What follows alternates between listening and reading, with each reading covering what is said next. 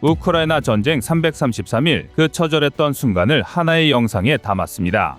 4차 협상이 결국 파국으로 치달았습니다. 러시아가 제안한 무장 중립을 우크라이나가 거부했기 때문인데요. 그런데 그럴만했습니다. 그 내용이 터무니가 없어도 너무 없습니다. 러시아는 이번 전쟁의 종전 조건으로 우크라이나가 러시아를 위협할 수 있는 모든 무기를 폐기할 것이라는 주장을 했습니다. 그러니까 러시아가 쳐들어와도 막을 수 없는 소총과 기관총 만든 무장경찰로 치안 유지나 하란 것인데요. 사실 이건 그냥 협박이나 다를 바 없습니다. 러시아가 쳐들어와도 대응할 수 없는 전력만 보유해 전쟁을 끝내거나 아니면 전쟁을 계속하자는 것인데요. 당연히 침략을 당한 우크라이나가 이 어처구니없는 주장을 받아들일 리가 없습니다. 게다가 우크라이나는 이런 치욕을 당할 상황이 아닙니다. 이는 전투 결과로 증명이 가능한데요. 현재 4차 협상과 함께 전선이 안정됨에 따라 지난 수일간 벌어졌던 치열한 교전의 결과가 차츰 모습을 드러내고 있으며 그 결과는 대부분 우크라이나의 대승을 보여줍니다. 특히 남부전선과 동부전선에서 두 차례의 큰 승리를 거뒀는데요. 우선 남부전선의 헤르손 공항에 대한 우크라이나의 공세가 대성공을 거뒀습니다. 헤르손 공항에 주둔 중인 러시아군에게 기습을 가해 대타격을 가한 것인데요. 이는 지난 수일 전 있었던 야간 포격에 이은 대승리입니다. 그런데 더 중요한 점은 결과가 아닙니다. 우크라이나군이 이 성과를 공습으로 거뒀을 가능성이 높다는 것이야말로 우리가 주목해야 할 점인데요. 사진을 보시면 아시겠지만 일반 포격처럼 여러 지점에 탄착 흔적이 있는 것이 아니라 거대한 화구 하나만이 존재합니다. 이는 고중량인 항공폭탄을 이용한 공습의 모습과 굉장히 일치하는 모습입니다. 만약 우크라이나군이 공습을 가할 정도로 여력이 있다는 것이 사실이라면 러시아는 절대 우크라이나를 점령할 수 없습니다. 제공권을 쥐고 우크라이나군의 움직임을 차단해도 이길까 말까 한데 오히려 이동 중인 러시아군이 적의 포를 받는 꼴이 됐기 때문인데요. 이렇게 되면 러시아의 침략은 그저 진창 속의 병사들의 목숨을 희생시키며 무의미한 삽질에 불과합니다. 이를 보여주는 대표적인 사례가 마리우폴 포위전인데요. 러시아군은 압도적인 전력으로 마리우폴을 포위한 2주 동안 졸전을 거듭했습니다. 심지어 최근에는 사단장의 사망이 확인됐는데요. 그것도 러시아 최정예 사단 중 하나로 불리는 154단 이드리츠카야의 사단장입니다. 과거 이드리츠카야는 2차 대전 중 스탈린그라드 전투에서 나치 독일 육군의 항복을 받아냈고 이후 키이우 해방, 쿠르스크 대전차전, 바그라티온 공세, 베를린 전투에서 활약했습니다. 그중 활용점정은 제국의사당 점령인데요. 제국의사당의 깃발을 꽂은 부대가 바로 이 154단입니다. 이후 한때 해체되기도 했으나 여전히 소련 시절 깃발을 쓰면서 옛 역사에 자부심을 가진 것으로 유명한 정예부대입니다. 그런데 이런 부대의 사단장이 전사했다는 것은 러시아가 이번 전쟁에서 얼마나 큰 피해를 입었는지를 입증합니다. 심지어 이 승리를 이룬 것은 포위망에 갇힌 마리우폴 수비대였는데요. 즉 자신들이 포위한 적에게 오히려 자신들의 최고 사령관이 당한 것입니다. 이를 증명하는 사건이 있는데요. 사실 전쟁 11차 무렵 우크라이나 총참모부가 154단 소속 대대전투단 BTG 7개를 격파했다고 발표했습니다. 그러나 서방 전문가들이 이를 허위선전이라고 판단했습니다. 그 대단한 이드리츠카야가 아무리 그래도 고작 우크라이나군에게 허무하게 패했다는 것이 믿기지 않았던 것입니다. 그러나 사단장의 전사까지 확인된 지금은 모두가 러시아의 참패를 인정하고 러시아의 졸전을 비웃고 있습니다.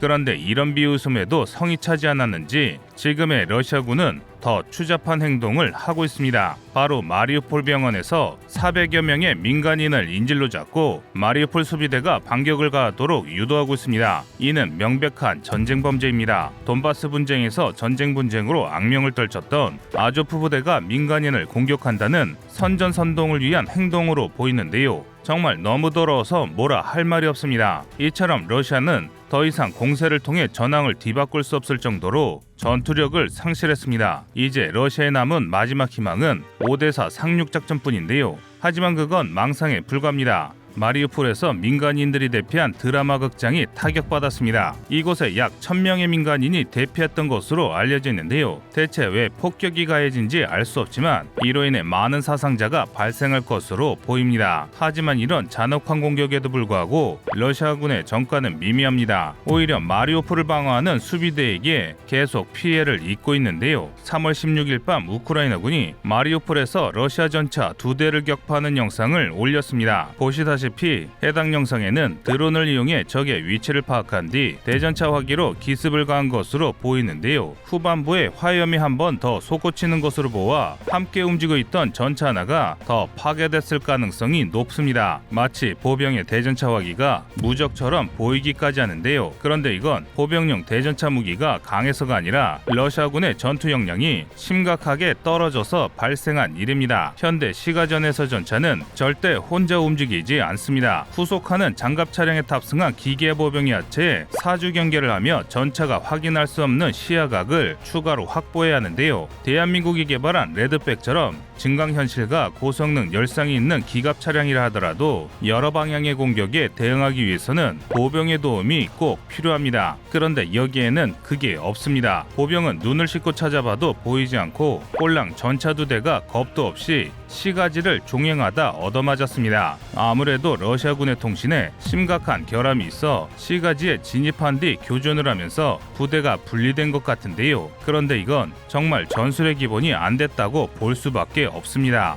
게다가 작전적으로도 문제가 많습니다. 포위된 지 2주가 된 도시에서 방어군인 우크라이나군이 자유롭게 드론을 날릴 수 있다는 것은 러시아의 제공권 확보가 전혀 되지 않고 있다는 것입니다. 이는 러시아 공군이 포위된 도시에조차 하늘을 제대로 장악하지 못하고 있다는 것이며 동시에 러시아 육군의 단거리 방공망이 사실상 기능을 하지 못하고 있음을 보여줍니다. 사실 이런 징후는 지난 아제르바이잔 아르메니아 전쟁부터 있었는데요. 러시아제 단거리 지대 공무기 체계로 무장한 아르메니아군의 방공부대가 TB2 바이락타르를 주력으로 한 아제르바이잔군의 드론 전력을 탐지하지 못한 채 허망하게 파괴된 것입니다. 이건 정말 말이 안 되는 일입니다. 바이락타르는 길이 6.5m, 높이 2.2m, 날개폭 12m, 최대 이륙 중량 630kg의 명백한 중형 드론입니다. 딱히 스텔스 능력이 우수한 드론도 아닙니다. 즉 러시아 방공 장비의 레이더가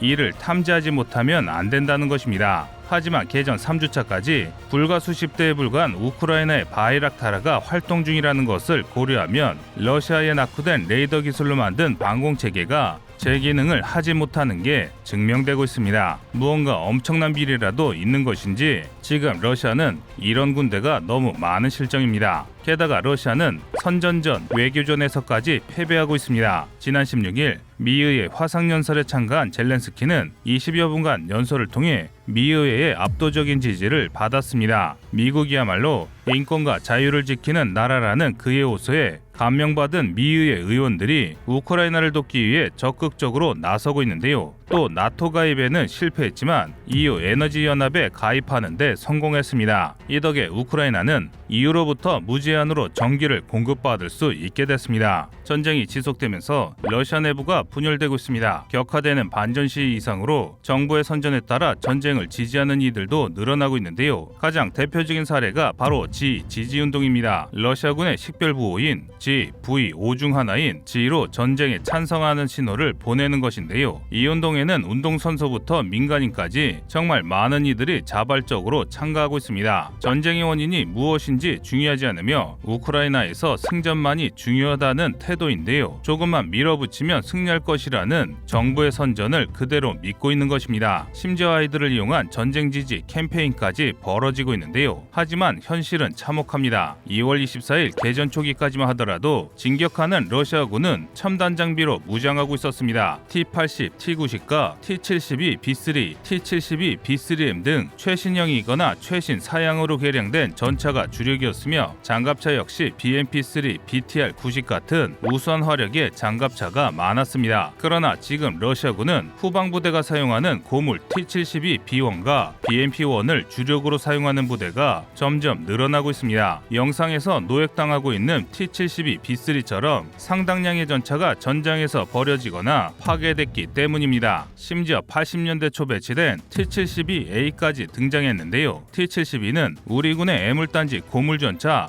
M48과 비교해도 그다지 나을 게 없는 전차로 현대전에서는 사용이 불가능한 전차입니다. 그런데 러시아는 이런 구식무기까지 사용하고 있습니다. 이는 러시아군의 전력이 굉장히 빠른 속도로 감소하고 있음과 러시아의 군수 생산 능력이 현대전에서 발생하는 소모를 감당하지 못하고 있음을 여실히 보여주고 있는데요. 사실 이건 어느 정도 예견된 일이었습니다. 현재 러시아의 국방비리는 납품비리나 사업자 특혜비리로 알고 있는 우리 국민들이 감히 상상할 수 없는 수준인데요. 일례로 러시아 정부가 최신형 전차 T-14 아르마타를 생산할 공장을 건설하기 위해 투입된 예산을 누군가 착복했습니다. 이건 대한민국으로 치면 K2 전차를 생산할 생산 공장에 수조 원의 설비 투자를 했는데 알고 보니 공장이 없었다는 말입니다. 반면 우크라이나의 경우 지난 2014년 크림 분쟁 이후 지속적으로 군제 개혁에 막대한 투자가 이루어졌으며 이번 젤렌스키 정부에서 현장 지휘관 출신의 젊은 장군을 총사령관으로 임명하는 파격을 단행했습니다. 또 비리 관료들을 차단하기 위해 자신이 믿을 수 있는 측근을 배치해 국방 비리를 차단했는데요. 이렇게 강화된 우크라이나군이 러시아군을 막아내면서 러시아군이 세계 2위의 강군이 아니라 그저 부패한 독재국가의 삼류군대라는 사실이 전 세계에 폭로된 상황입니다. 그래서일까요? 러시아군이 5대4 상륙이라는 도박수를 시도할 것 같은데요.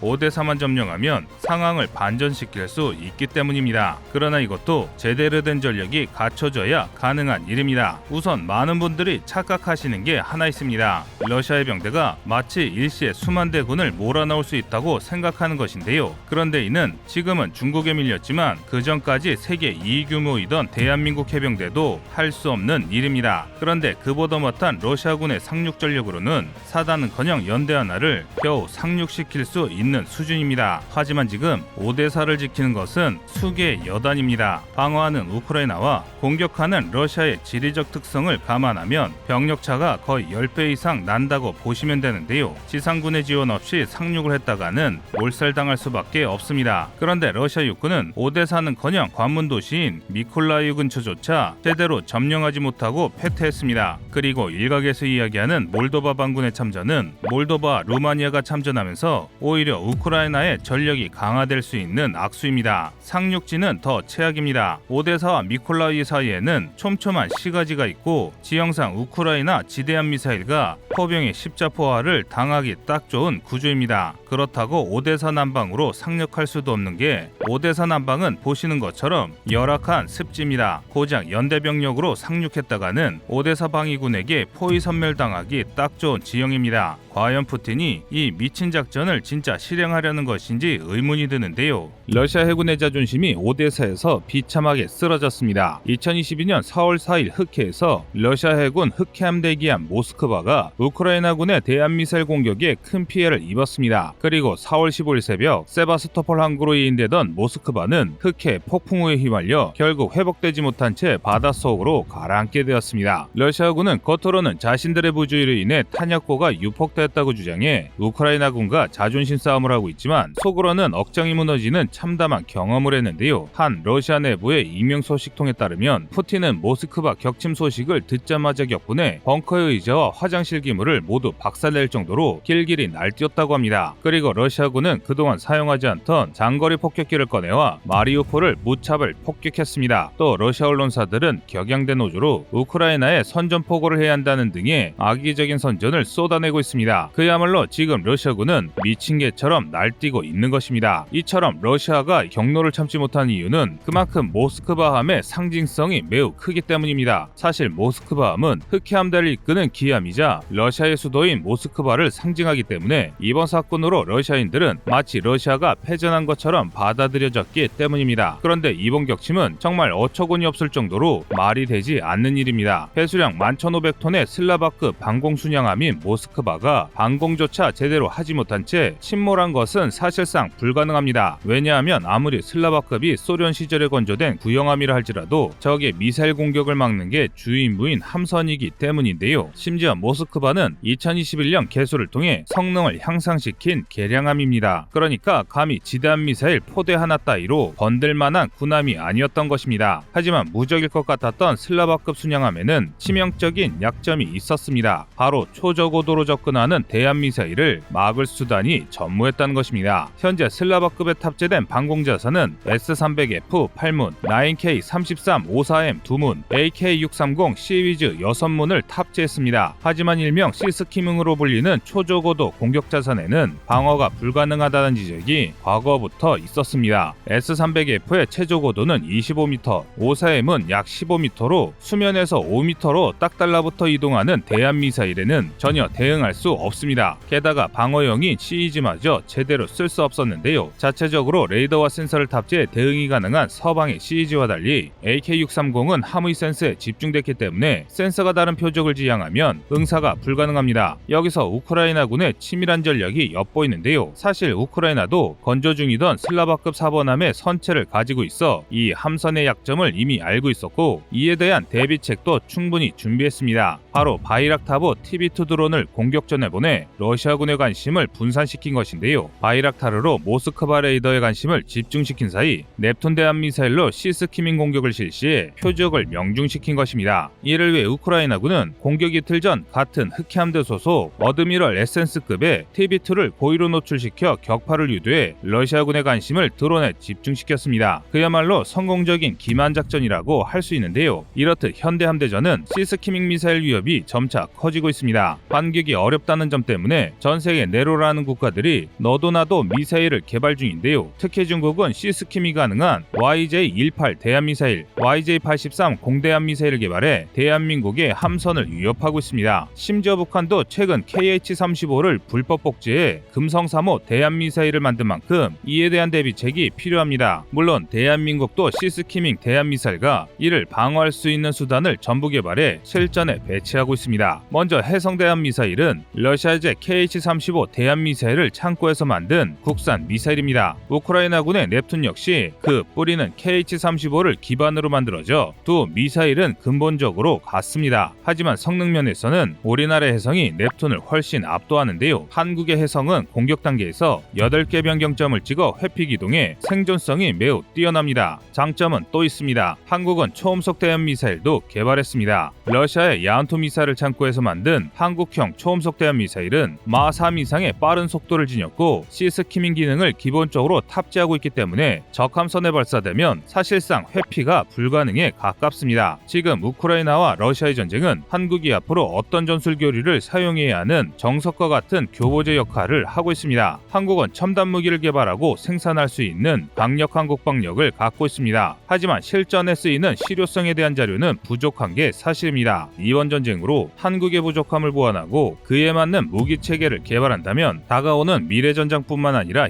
현대전에서도 강력한 힘을 보유한 군사 선진국이 될 수 있습니다. 또 우리 대한민국은 과거의 군사 강국들과 어깨를 나란히 겨룰 수 있는 군사 강국이 될 수 있습니다. 지금 대한민국 해군이 개발하는 최신형 무기들을 신속히 배치한다면 한국은 중국이 감히 덤비지 못하는 강력한 해군으로 변모할 것입니다. 푸틴의 탐욕으로 시작된 우크라이나 전쟁에서 러시아가 손실한 장비가 3,000대를 넘어섰다는 확실한 증거가 공개됐습니다. 세계적인 군사 전문 매체 오릭스는 지난 4월 20일 영상과 사진 자료로 교차 검증된 러시아군의 각종 장비 손실이 3,002대에 달한다는 사실을 공개했습니다. 심지어 검증 작업이 진행 중인 자료를 포함할 경우 3,300대가 넘는다고 하는데요. 이는 정말 충격적인 수치입니다. 그런데 이마저도 러시아가 입은 실제 손실을 전부 보여주지는 못합니다. 사진이나 영상이 남지 않은 손실이 있을 수밖에 없기 때문인데요. 이를 고려할 경우 파괴된 러시아 장비의 수가 아무리 적게 잡아도 5,000대 이상이라고 볼 수밖에 없습니다. 이를 통해 러시아군 전사자가 2만 명이 넘는다는 우크라이나 측의 주장이 진실과 매우 가깝다는 것을 알 수 있는데요. 이렇게 손실이 막대해지자 현재 러시아는 돈바스인들을 무차별적으로 징병 중입니다.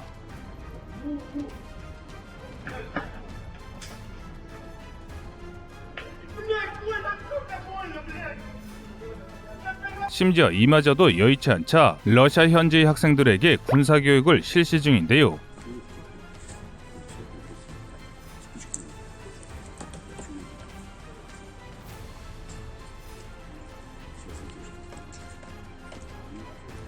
방금 보신 영상은 러시아 연방의 변방자치공화국의 학생들이 참호파는 법을 교육받는 영상입니다. 하지만 그리 잘 배우는 것 같지는 않습니다. 만약 앞으로 전쟁이 투입될 러시아군의 수준이 다 이 모양이라면 러시아가 아무리 많은 이들을 긁어 모아 전쟁으로 보낸들 전쟁에서 승리할 수는 없습니다. 이에 반해 우크라이나군은 전투를 거듭하며 실력을 쌓고 있습니다. 이를 증명할 영상이 아주 많은데요. 지금 보여드리는 영상은 우크라이나 전차가 건물 너머로 희미하게 윤곽만 보이는 러시아 전차를 정확히 맞춰 격파하는 영상입니다. 러시아와 비교하면 이는 정말 대단한 실력입니다. 그런데 우크라이나군의 교전을 담은 영상에는 이런 장면들이 매우 흔합니다. 이 영상처럼 드론을 활용해 정밀 포격으로 적을 격파하는 영상을 쉽게 찾을 수 있을 정도인데요. 격전지인 우크라이나 장병의 실력은 더 대단합니다.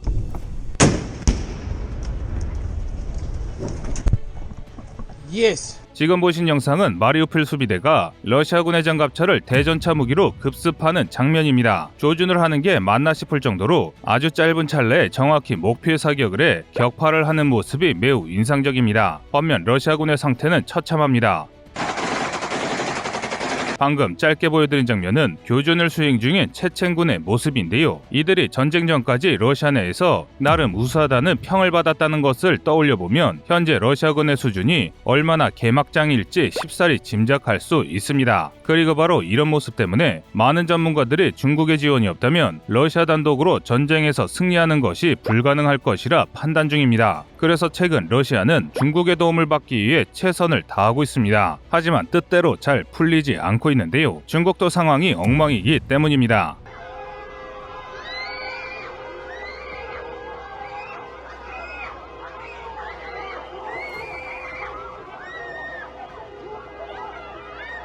방금 보신 영상은 코로나 봉쇄가 한창 중인 상하이의 모습입니다. 그야말로 인쇄 지옥 같은 상황인데요. 이처럼 현재 중국 공산당은 제로 코로나 정책을 실현하고 시진핑의 권력을 사수하기 위해 무기획적이고 무차별적인 봉쇄로 중국을 도탄에 빠뜨리고 있습니다. 이에 중국 인민들이 분노하고 있습니다. 이를 잘 알고 있는 중국 정부는 최근 대만에 다시 위협을 가하며 내부 결속에 나섰습니다. 내부의 불만을 외부로 쏟아내겠다는 심보인데요. 이를 위해 어차피 망할 거 대만을 쳐서 판을 뒤집어 보자라고 주장하는 이들의 힘을 실어 인민들을 선동 중입니다. 이 때문에 중국의 대만 침략 가능성이 다시 높아지며 동북아 안보 균형이 무너지고 있는 상황입니다. 당연히 이런 상황에서 중국이 러시아를 지원할 수 있을 리가 없습니다. 따라서 이제 러시아의 패전은 기정사실이나 마찬가지입니다. 권위와 폭력으로 국민을 억압하고 세뇌시킨 독재국가의 말로가 눈앞에 보이는 것 같은데요. 러시아뿐 아니라 중국의 사악하고 부당한 독재 정권도 하루속히 무너져 세계가 평화로워졌으면 좋겠습니다. 러시아는 지난달 세계 최초로 극초음속 무기를 사용해 전 세계를 충격에 빠뜨렸습니다. 지난 3월 19일 러시아가 신형 극초음속 미사일인 킨자를 사용해 우크라이나군 무기 저장소를 공격한 것인데요. 사실 러시아가 킨자를 사용한 이유는 서방에 대한 무력 시위의 일환이었습니다. 이 킨자의 핵탄두를 탑재하면 요격 불가능한 미사일이 되기 때문에 서방 국가들이 계속 우크라이나에 무기를 지원하면 서방도 안전하지 않다고 허세를 부린 것입니다. 그런데 이 허세는 그다지 먹혀들지 않았습니다. 특히 미국을 비롯한 서방에서는 킨자리 전쟁에 미친 영향이 극히 미미하다고 보고했는데요. 한 미국의 고위 당직자는 러시아군이 킨자를 사용한 이유를 두고 정밀 유도 무기가 부족했기 때문에 사용했다고 주장했습니다. 각종 정밀 유도 무기가 다 떨어져 궁여지책으로 킨자를 사용했다는 것입니다.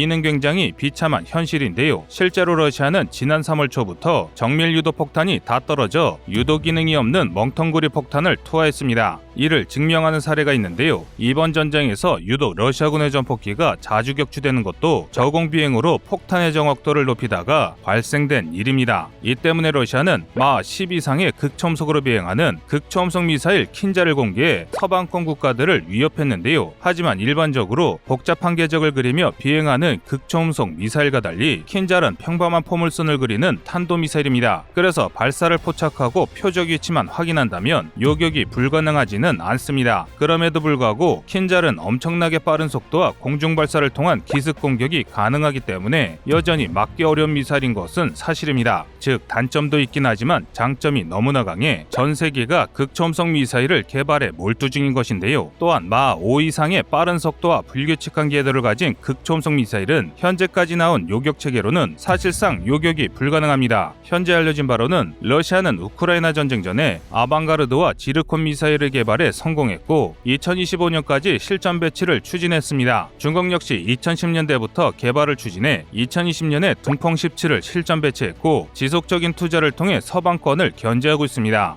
이에 서방 언론에서도 중국에 대한 위협이 나날이 커지고 있다고 경고하고 있습니다. 그리고 이 극초음속 쇼크의 가장 큰 위협을 받고 있는 나라가 바로 대한민국입니다. 미사일에 미쳐있는 북한이 화성 8호 신형 극초음속 미사일 등 여러 극초음속 무기를 내놓으며 한국을 위협 중인데요. 그런데 이 분야는 아직까지 모든 나라들의 극비 기술이기 때문에 한국이 미국의 도움을 기대하기도 어렵습니다. 얼마 전 미국은 마 20의 극초음속 미사일 AGM-183A 에로를 개발했지만 발사 단계에서 잇따라 실패하면서 극초음속 미사일을 개발하는 게 얼마나 어려운지를 보여줬습니다. 하지만 현재는 기술을 거듭해 상당한 수준에 도달해 양산이 차질 없이 진행 중이지만 우리를 도울 수 없는 것은 변하지 않았습니다. 따라서 우리는 적성국의 위협에 스스로 대처해야 하는 상황인데요. 다행히 우리 기술진들이 큰 성과를 거둬 상당한 진전을 보이고 있습니다. 우리나라는 2021년 12월 3일 국방과학기술 대제전에서 하이코어 극초음속 활공체를 공개해 올해 시험 발사를 추진하겠다고 발표했습니다. 지난 수십 년간 은밀히 개발하던 극초음속 무기의 실체가 공개된 것입니다. 하지만 하이코어가 완벽한 해결책은 아닙니다. 시험 발사가 끝나고 양산 및 배치가 완료될 때까지 아무리 빨라도 5년 이상이 소요될 것이기 때문인데요. 그런데 최근 이 문제를 해결할 기가 막힌 해법이 등장했습니다. 바로 미국, 영국, 호주 3자 안보 파트너십인 오커스입니다. 오커스는 인도태평양 지역에서의 외교, 안보, 국방 강화를 위해 2021년 9월 15일에 설립된 새로운 안보 체계입니다. 안보 동맹답게 국방, 외교 정책 이외에도 최첨단 과학기술과 군사기술 분야에서 엄청난 교류가 이루어질 예정입니다. 특히 지난 4월 5일에 오커스 소속국 간 교류를 통해 극초음속 무기를 공동 개발하겠다고 발표했는데요. 리액션 엔진으로 대표되는 극초음속 엔진을 가진 영국과 극초음속 미사일의 실전 배치를 준비 중인 미국의 연합이기에 그 수준이 상당할 게 확실합니다. 그리고 바로 이 오커스에 한국이 참가할 수 있습니다. 실제로 미국은 한국이 반중 동맹인 쿼드 대신 오커스에라도 합류하길 원한다는 시그널을 보내고 있는데요. 만약 우리가 오커스에 가입한다면 하이코어 개발에서 겪고 있던 여러 난항을 단숨에 해결할 수 있을 것으로 보입니다. 이는 군사적으로만 보면 최고의 선택일 뿐만 아니라 우리 대한민국의 현명한 처사라 할 만합니다.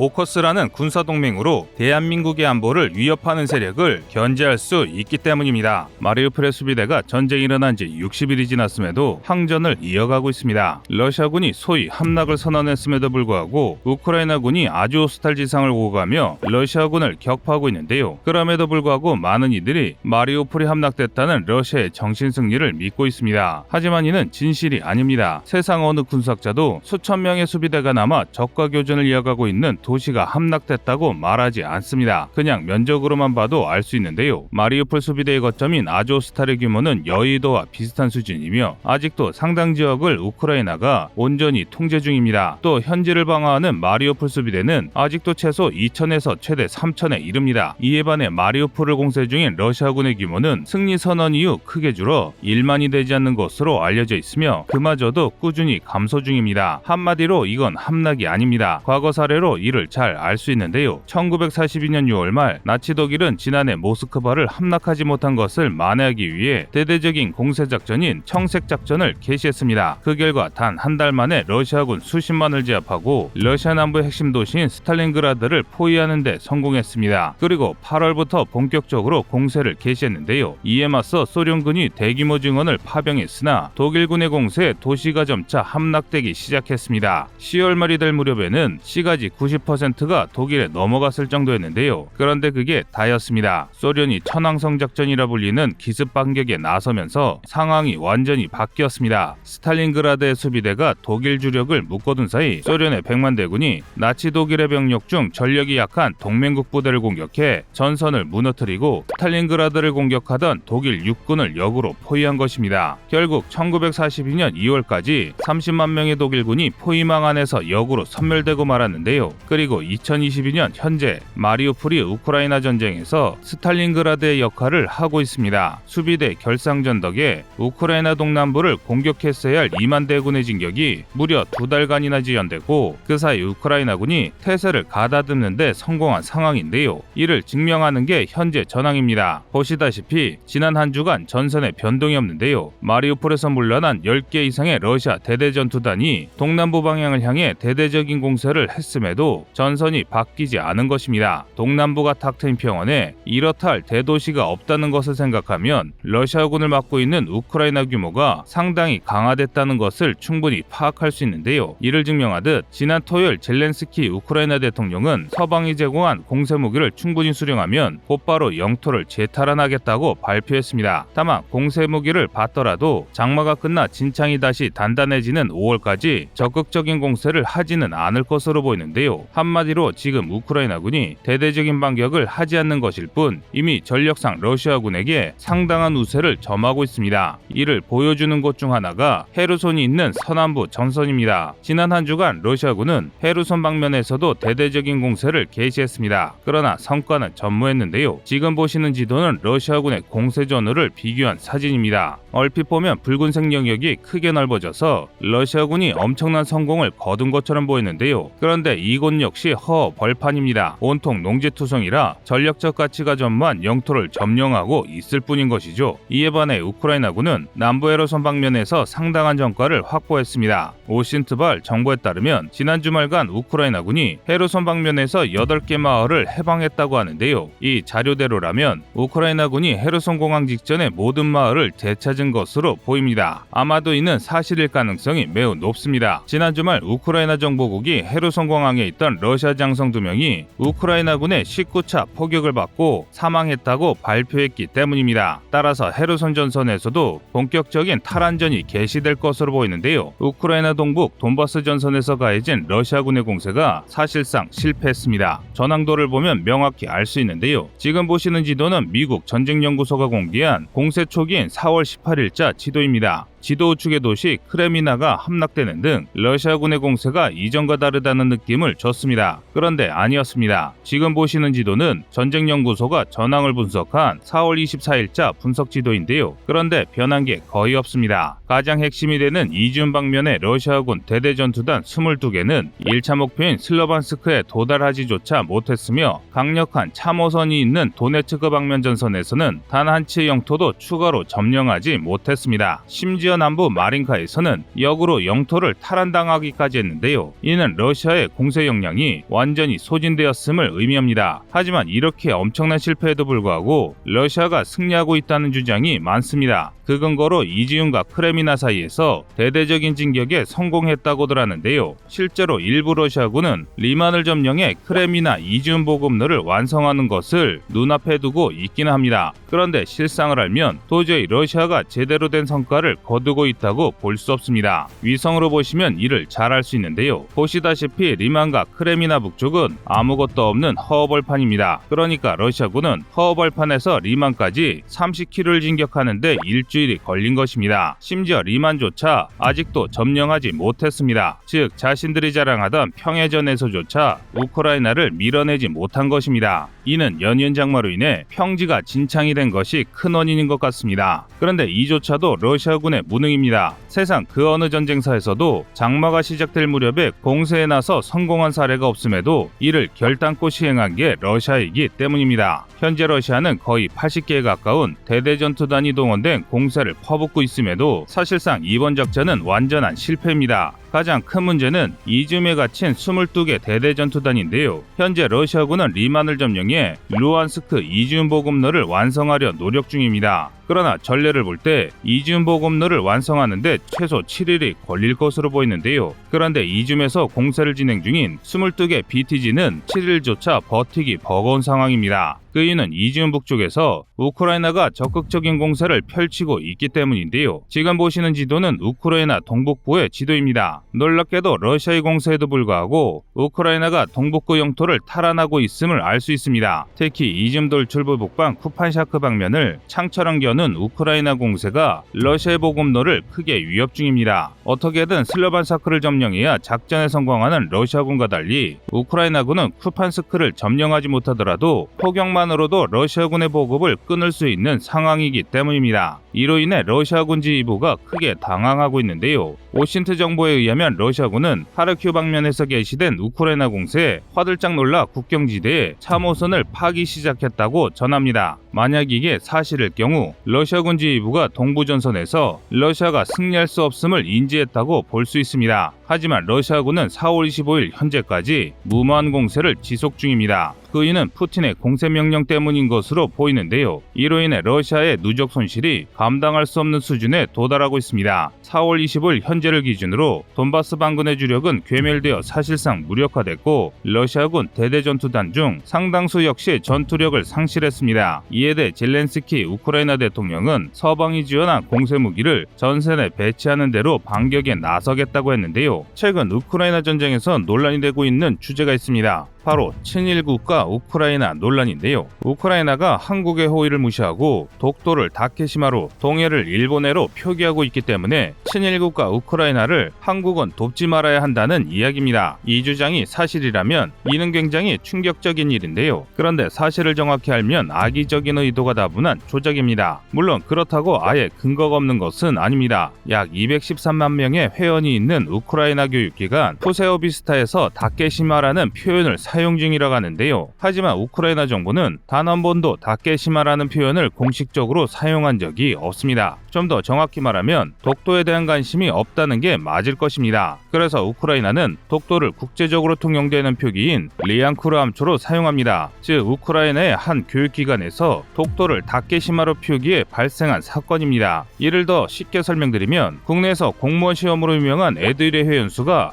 약 380만 명입니다. 에듀윌이 분명 훌륭한 교육기관이긴 하나 에듀윌의 교육 자료를 대한민국 정부의 공식 입장이나 국론으로 생각할 수 없습니다. 다시 말해 우크라이나의 고작 교육 사이트 하나가 다케시마를 썼다는 것으로 우크라이나가 친일 국가라고 할 수는 없습니다. 그리고 대부분의 우리 국민이 그리스와 터키의 영토 분쟁인 키프로스 분쟁이나 소말릴란드와 소말리아 사이의 영토 분쟁에 관심이 없듯이 우크라이나도 먼 동방에서 벌어지고 있는 영토 분쟁에 무관심합니다. 이는 우리도 마찬가지인데요. 현재 조지아 정부와 국민들이 조지아를 조지아로 불러달라고 요청하고 있지만 아직도 많은 우리 국민들이 조지아를 러시아식 표기인 그루지아로 부르고 있습니다. 정리하자면 우크라이나는 의도적으로 친일을 하며 한국을 무시한 적이 없습니다.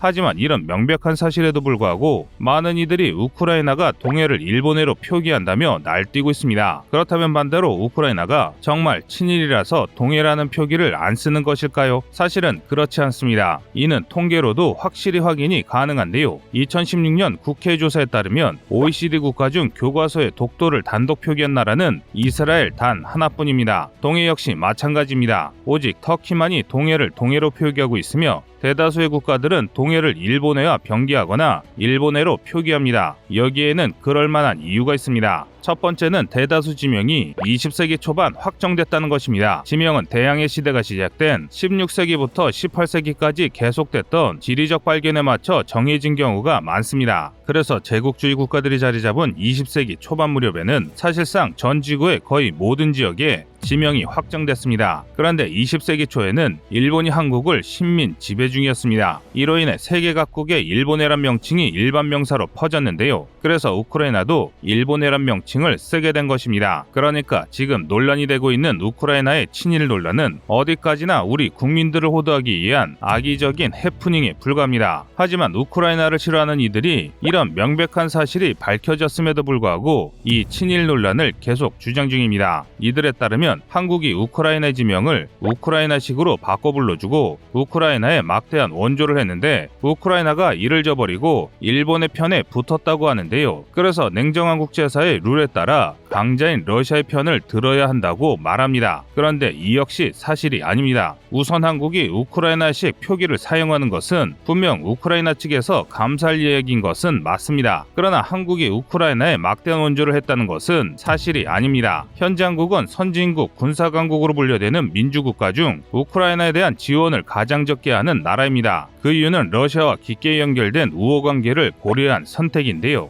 반면 일본은 쿠릴 열도 등 여러 문제로 러시아와 대립이 심하기에 매우 적극적으로 우크라이나를 돕고 있습니다. 이미 상당량의 물자가 우크라이나에 전달됐을 정도인데요. 하지만 그럼에도 불구하고 우크라이나가 한일 관계에서 공식적으로 일본을 지지한 적은 아직까지 없습니다. 이 정도만 하더라도 우크라이나가 중립적인 태도를 잘 견제하고 있음을 알 수 있습니다. 돈바스 전선에서 러시아군의 최후 공세가 사실상 실패했습니다. 러시아군은 지난 5월 11일 전후로 도네츠크 북부 시베르스키를 점령하기 위해 시베르스키 도네츠강의 대규모 도하 작전을 연속적으로 시도했습니다. 그 결과 나름의 성과를 거뒀습니다. 드로니우카, 세레비앙카 인근에서 도하 작전에 성공해 시베르스키를 위협하는 교두보를 확보한 것입니다. 이에 따라 우크라이나군의 큰 위기가 닥쳤습니다. 현지를 수비하는 부대가 신속 대응여단이나 경보병, 산악보병 위주의 편성이라 도하한 러시아 기갑부대를 저지하기 힘들어 보이는데요. 하지만 러시아가 유리한 듯 보이던 상황은 얼마 안가 순식간에 뒤집혔습니다. 바로 우크라이나 포병이 나서면서 러시아군에게 불벼락이 떨어지기 시작한 것입니다. 결국 도하 작전에 성공했던 러시아군 역시 빌르후리우카에서 성급하게 도하 작전을 벌이다가 전멸한 러시아 부대의 전철을 밟고 말았는데요. 좁은 교두에 갇혀 건너오는 족족 우크라이나군에게 포격을 얻어맞고 있습니다. 그런데 사실 이건 필연적인 일이었습니다. 러시아의 도하 작전은 발상은 좋았지만 처음부터 성공 가능성이 전무했습니다. 현실 가능성이 전혀 없는 전형적인 도박수였기 때문인데요. 또 러시아군은 도하 작전을 시행할 수 없는 치명적인 문제들이 여럿 있었습니다. 먼저 러시아군은 제병 협동을 할 능력이 없었습니다. 정상적인 군대는 도하 작전을 시행하기 위해서 여건 조성 작전을 실시하는데요. 먼저 적포병, 미사일, 방공자산을 식별하고 타격해 적의 저항을 줄입니다. 그 다음 신속하게 도하해 병력의 생존성을 보장합니다. 하지만 러시아군은 이런 정밀한 제병 협동을 실행하지 못했습니다. 당장 빌로후리에카의 사례만 봐도 알 수 있는데요. 빌로후리우카의 도하 지점은 숲을 주변에 건물 단락 몇 개와 개야울지만 덩그러니 놓여 있어 적들을 식별하기 아주 쉽습니다. 쉽게 말해 그냥 도하했다가는 적의 표적 신세나 마찬가지라는 뜻입니다. 이런 지역을 도하하기 위해서는 최소한 도하 중일 때라도 우크라이나 포병을 찾아 타격해 도하 방해를 저지해야 합니다. 하지만 러시아군은 그러지 않았습니다. 더 정확히 말하면 그럴 능력이 없습니다. 그 결과 무식하게 병력을 밀어넣다가 수시간 만에 1000명의 병사를 상실했습니다. 그러니까 계획은 거창한데 계획을 실행할 실력이 없었던 것인데요. 뿐만 아니라 병력 규모도 문제입니다. 설령 러시아의 도하 작전이 성공했다 하더라도 추가적인 진출은 매우 어려웠을 가능성이 높은 작전이었습니다. 현재 도네츠크 돌출부 북부 지역에는 우크라이나군의 3개 보병여단과 1개 차량화 소총여단이 있습니다. 여기에 국토방위군 소속 1개 연대와 2개 신속대응여단도 배치되어 있어 보병 위주의 편성이지만 2개 사단급 병력이 방어를 수행하고 있습니다. 그런데 러시아가 이 전장에 때려박은 병력은 고작 1개 기갑사단에서 차출한 대대전투단 수개가 전부였습니다. 즉, 1개 여단에도 훨씬 못 미치는 병력으로 설령 도하에 완벽히 성공했더라도 후속할 병력이 없어서 교두보에서 각계격파당할 수밖에 없었을 것입니다. 반면 우크라이나군은 굉장히 안정적인 방어태세를 보여주고 있습니다. 포브스에 따르면 우크라이나군은 2S1 그보주디카를 이용해 러시아군을 격파했는데요. 이 그보주디카의 사거리를 따져보면 우크라이나군이 그보주디카를 시베르스키에만 위치시켜도 러시아군의 모든 도하 지점에 공격이 가능합니다. 즉, 어디서 러시아군이 오든 그냥 기다리다 포병의 방아쇠만 당기면 되는 것입니다. 솔직히 러시아가 도대체 왜 이런 작전을 밀어붙였는지 도저히 이해가 가지 않습니다. 사실 지난 1개월간의 모든 전투가 그랬습니다. 아무리 봐도 성과를 얻을 수 없을 게 분명한 상황에 귀중한 전력을 버림패처럼 낭비했기 때문인데요. 그 결과 5월 중순 현재 러시아군은 사실상 공세를 감행할 수 있는 모든 수단을 잃었습니다. 이제는 그저 우크라이나군의 반격을 막아내기도 어려울 정도로 현재 러시아군은 많은 병력을 손실한 실정입니다. 우크라이나군에게 휘둘리다가 처참히 패할 일만 남은 것입니다. 우크라이나와 러시아가 마리우폴 수비대 후퇴에 부분 합의했습니다. 마리우폴 수비대는 지난 80여일간 아조스탈 제철소를 중심으로 마리우폴을 지켜왔는데요. 이들 덕에 우크라이나가 남부 방어를 위한 시간을 벌어 지금처럼 유리한 전황을 유지할 수 있었다는 평가가 많습니다. 그만큼 이들의 역할이 매우 컸습니다. 하지만 이제는 제 역할을 다했다는 분석도 많습니다. 마리우폴 시민들 중 상당수가 우크라이나와 러시아 양국으로 대피했고 우크라이나가 전력을 가다듬는 데 성공한 이상 마리우폴에서의 저항이 더 이상 군사적 의미를 가질 수 없다는 것입니다. 이것은 사실입니다. 실제로 마리우폴 수비대가 약하담에 따라 마리우폴에 묶여있던 러시아군 중 상당수가 돈바스 전선으로 이동하는 등 마리우폴 수비대 용전분투와 별개로 마리우폴 수비의 군사적 가치는 조금씩 떨어지고 있습니다. 그래서 우크라이나 측에서는 상당히 오래전부터 마리우폴 수비대 항복을 인정하는 것은 물론이고 항복하거나 부상당한 수비대원들을 우크라이나로 인도받는 데 많은 관심을 기울이고 있습니다. 하지만 이게 쉽지 않았습니다. 수비대는 지난 2014년 일로바이스크에서 합의하에 후퇴하던 우크라이나군을 기습해 전멸시킨 러시아군의 만행을 떠올리며 계속 권유했던 항복을 거부했고, 러시아는 자신들에게 큰 피해를 입힌 마리우폴 수비대가 무사히 도시를 빠져나가는 것을 원치 않았습니다. 그런데 이제는 분위기가 좀 바뀌었습니다. 유엔의 중재하에 민간인이 이송된 뒤부터 마리우폴 수비대가 유엔의 도움을 받아 철수할 수 있을지도 모른다는 가능성이 생겼고, 계속된 저항에 질려버린 러시아군이 마리우폴 안정화를 위해 수비대의 철수에 긍정적인 입장을 보이기 시작한 것입니다. 그 결과가 이번 부상병의 항복입니다. 53명의 중상자를 중심으로 전투 능력을 상실한 마리우폴 수비대는 총 264명으로 알려져 있는데요. 이 수비대가 러시아에 항복하면 우크라이나 측에서 그에 준하는 수의 러시아 장병들을 러시아 측에 인도하기로 협의한 것입니다. 이렇게 상황이 개선되자 마리우폴 수비대도 안전하게 철수할 수 있을 것이라는 이야기를 하는 이들이 점차 늘고 있습니다. 그런데 이런 희망과는 달리 그렇게 간단히 해결될 것 같지는 않습니다. 수비대원들이 굉장히 뛰어난 전투원이라는 사실을 러시아가 잘 알고 있기에 이들을 쉽게 놔줄 리가 없기 때문입니다. 그래서 우크라이나군은 지난 수주간 마리우폴을 군사적으로 지원하기 위해 다양한 시도를 추진했습니다. 후리아이폴에서 러시아군을 격퇴한 뒤 마리우폴 방향으로 진격하기 위해 여러 공세 작전을 펼쳤는데요. 하지만 모두 실패하고 말았습니다. 대대적인 예비군 충원 없이 기존 전력만으로 러시아군을 격파할 정도로 우크라이나군은 압도적인 상황이 아니었기 때문인데요. 이에 따라 우크라이나에서 마리우폴 수비대를 구하기 위한 다양한 운동이 전개되고 있습니다. 우크라이나의 전직 대통령 3명이 공동성명을 통해 마리우폴 수비대 구원을 위한 국제사회 개입을 촉구하는 연설을 발표하기도 했는데요. 그러나 최근 한 소식이 전해지면서 과연 러시아를 믿을 수 있겠냐는 이야기가 또 흘러나오고 있습니다. 러시아 언론 미두자는 지난 5월 16일 러시아로 이주된 마리우폴 난민들의 실상을 고발했습니다.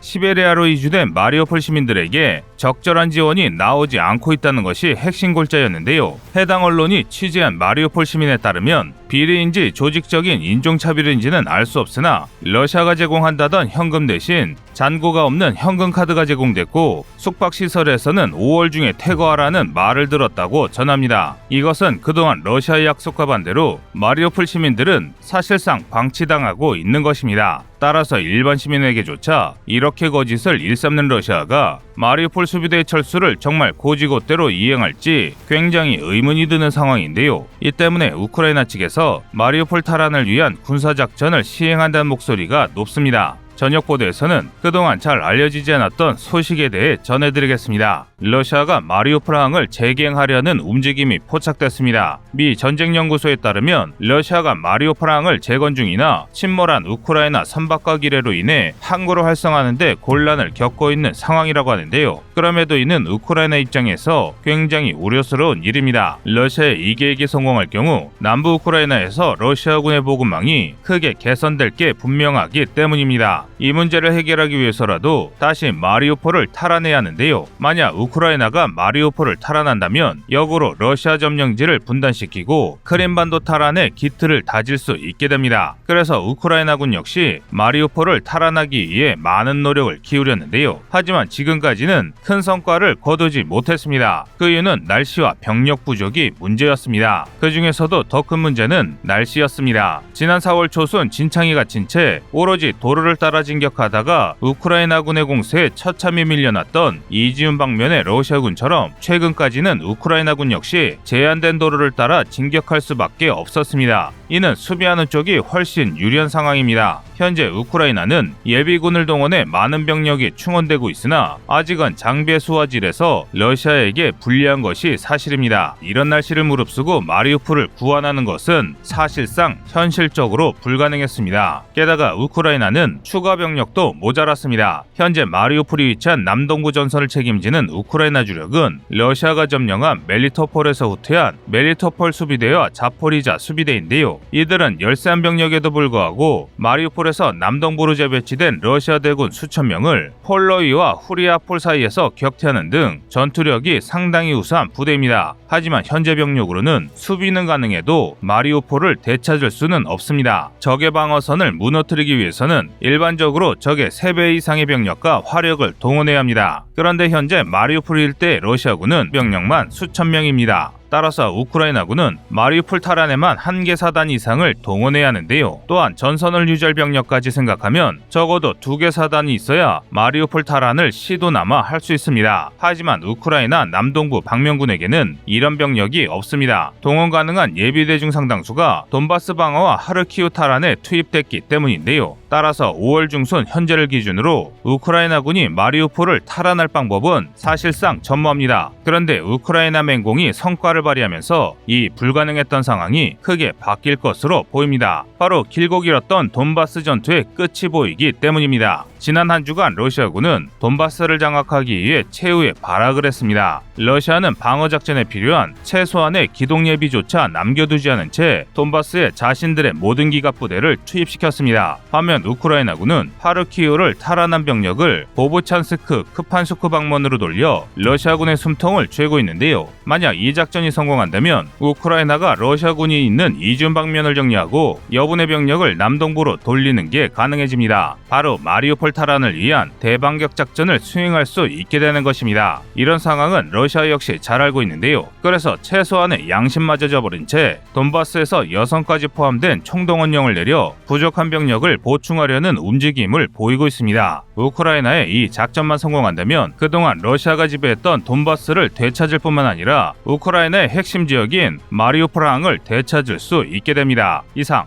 꺼리투브였습니다.